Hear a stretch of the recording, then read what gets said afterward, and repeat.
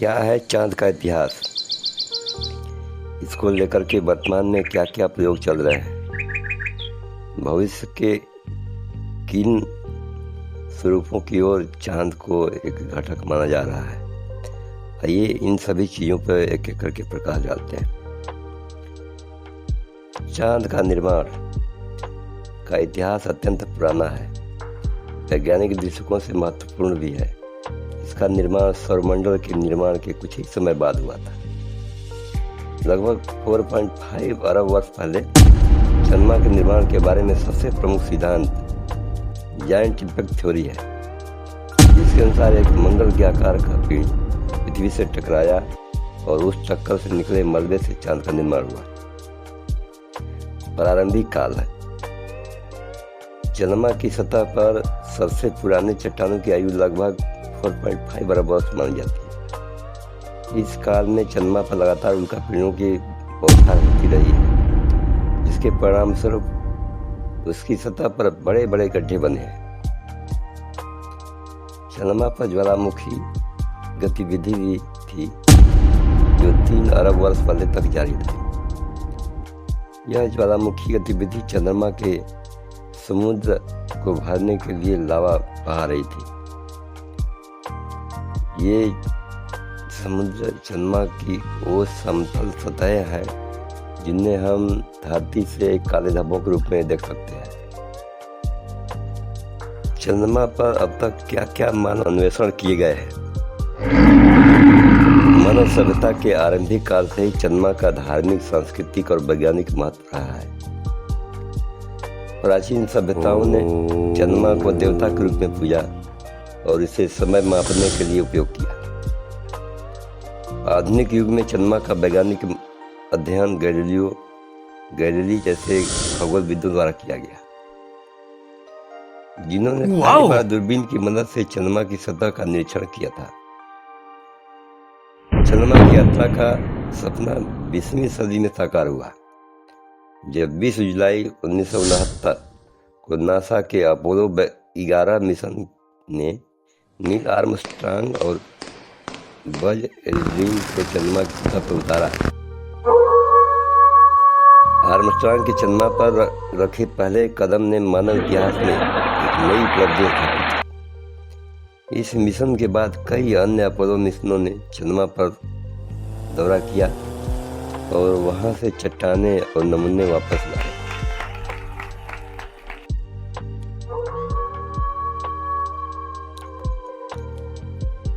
चंद्रमा के बारे में वर्तमान अध्ययन क्या कहते हैं? आइए इस पे भी ध्यान देते हैं। आज के वैज्ञानिक चंद्रमा के भूविज्ञान, सतह की संरचना और वहां के संभावित जल स्रोतों पर शोध कर रहे हैं। कई अंतरिक्ष एजेंसियां जैसे नासा, ईसा, यूरोपीय अंतरिक्ष एजेंसी और इसरो, भारतीय अंतरिक्ष अनुसंधान संगठन चंद्रमा पर नए मिशन भेज रही है। भारत का चंद्रयान 2 मिशन चंद्रमा के दक्षिणी ध्रुव पर उतरने का प्रयास था और अब चंद्रयान 3 ने चंद्रमा के अध्ययन में महत्वपूर्ण डेटा प्रदान किया है। भविष्य में इसको लेकर क्या योजनाएं चल रही है? चंद्रमा पर भविष्य में अस्थायी मानव बस्तियों की स्थापना की संभावना पर भी काम चल रहा है। नासा की आर्टेमिस परियोजना का लक्ष्य 2020 के दशक में फिर से इंसानों को चंद्रमा पर भेजना था, जो कि अभी तक सफल नहीं हुआ है। लेकिन भविष्य में ये प्रोग्राम अभी भी जारी है और वहाँ एक अस्थायी आधार बनाने की दिशा में काम कर रही है।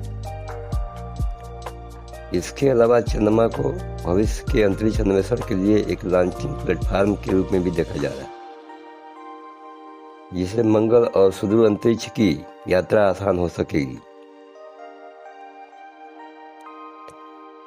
क्योंकि सितारों की यात्रा एक बहुत लंबी दूरी की यात्रा है, अतः सबसे नजदीकी उपग्रह चंद्रमा पर एक बेस के रूप में अस्थायी प्लेटफॉर्म का निर्माण करके आगे के मिशन संचालित किए जा सकते हैं।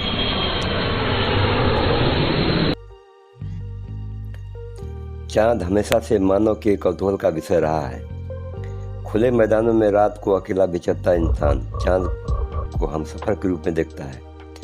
चांदनी रात बरबस ही हर किसी का ध्यान खींच लेती है और इंसान तरह तरह की कल्पनाएं करने लगता है। धरती के समुद्र में चलने वाली ज्वार भाटा की लहर भी सीधे सीधे चांद से ही प्रभावित होती है।